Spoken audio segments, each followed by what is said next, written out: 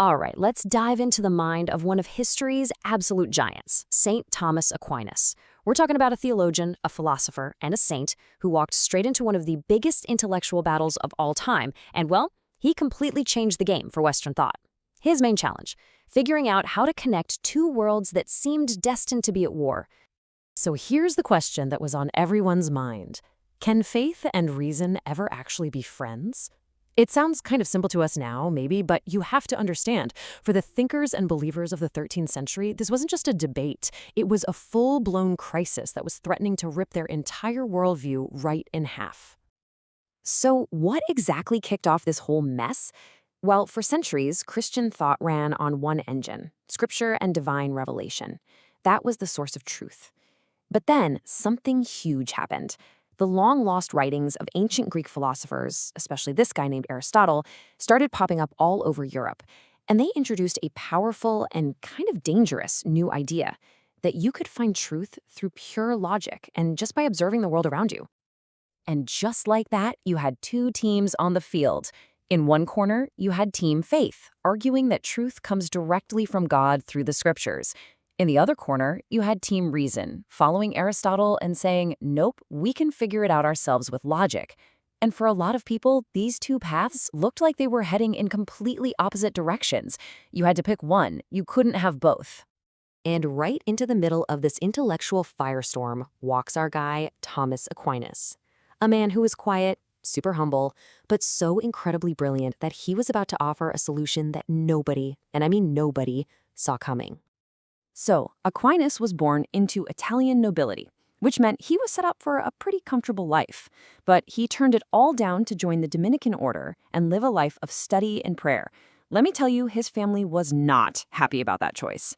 He ended up studying under this legendary thinker, St. Albert the Great, and dedicated his entire life to wrestling with the biggest questions about God and our existence. You know, his classmates had a nickname for him, the dumb ox. Yeah, really. It's because he was a big guy and was always really, really quiet. But his teacher, Albert, he saw right through it. He knew the incredible power churning away behind that silence. He's the one who made that famous prediction, and man, he couldn't have been more right. So, how did this dumb ox solve the great crisis of his age? Did he pick Team Faith or Team Reason? Well, that's the genius of it. He didn't choose a side. Instead, he proposed something that was totally revolutionary. He said, what if faith and reason aren't enemies? What if they're actually allies?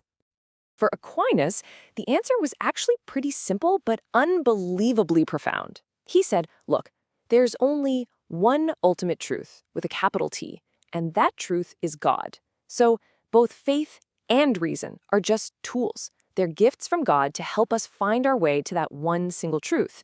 It's like having two different flashlights pointing at the same exact thing. Of course they won't contradict each other. They're both coming from the same source. He laid it out logically, of course. Step one is reason. That's the tool we use to understand the physical world God created. You know, science, ethics, all that stuff. But he said, a reason can only take us so far.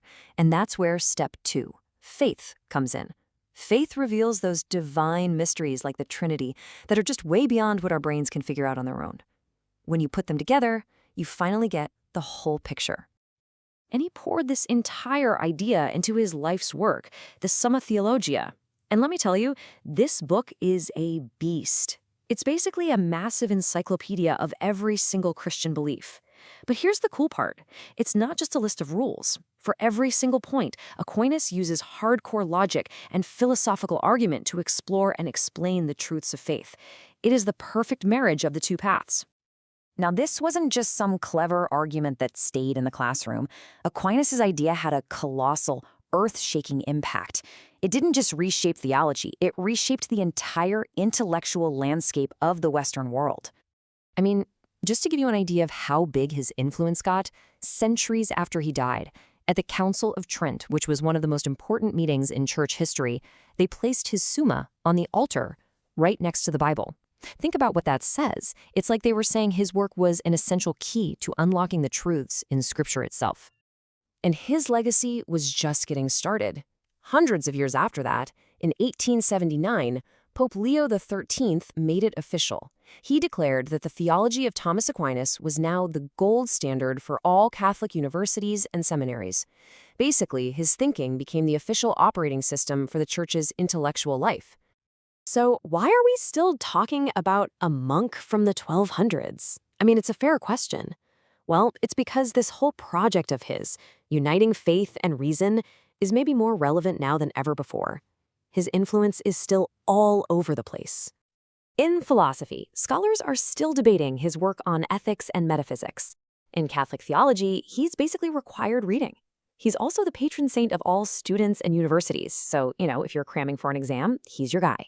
And beyond all the brainy stuff, his deep spirituality lives on in these beautiful hymns he wrote that are still sung today, showing this perfect harmony of his brilliant mind and his deeply faithful heart.